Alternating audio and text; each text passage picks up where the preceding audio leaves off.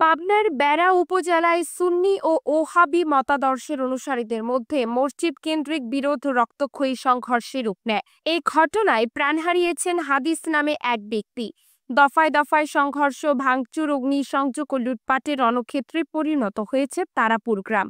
ঘটনার সূচনা কয়েক বছর আগে উপজেলার চাকলা ইউনিয়নের তারাপুর গ্রামে একটি পুরনো মসজিদে মিলাদ মাহফিলে কিয়াম পড়াকে কেন্দ্র করে মতবিরোধ দেখা দেয়।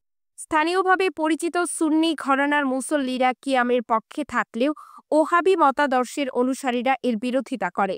এই মতভেদ থেকেই নতুন একটি মসজিদ নির্মাণ করেন কিয়ামপন্থীরা। সম্প্রতি নতুন মসজিদের বারান্দা নির্মাণের উদ্যোগ নিলে পুরনো ঘরানার লোকজন বাধা দেয়। শুক্রবার ২৫ জুলাই সকালবেলা দুই পক্ষের প্রায় ২০০ থেকে ২৫০ জন দেশীয় অস্ত্র নিয়ে সংঘর্ষে জড়িয়ে পড়ে। হাসুয়া, টেইটা ও লাঠিসোঁটা নিয়ে চলে মারামারি। আহত হন অন্তত ৩০ জন, যাদের মধ্যে ৫ জনের অবস্থা গুরুতর। বগুড়া ও পাবনা হাসপাতালে পাঠানো হয় তাদের।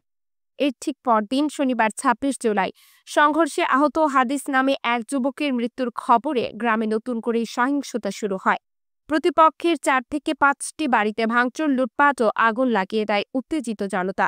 পরিস্থিতি নিয়ন্ত্রণে শনিবার থেকেই গ্রামে পুলিশ ও সেনাবাহিনী মোতায়েন করা হয়। কিন্তু রোববার ২৭ জুলাই সকালের দিকে উপজেলা প্রশাসনের পক্ষ থেকে ১৪৪ ধারা জারি করা হয়।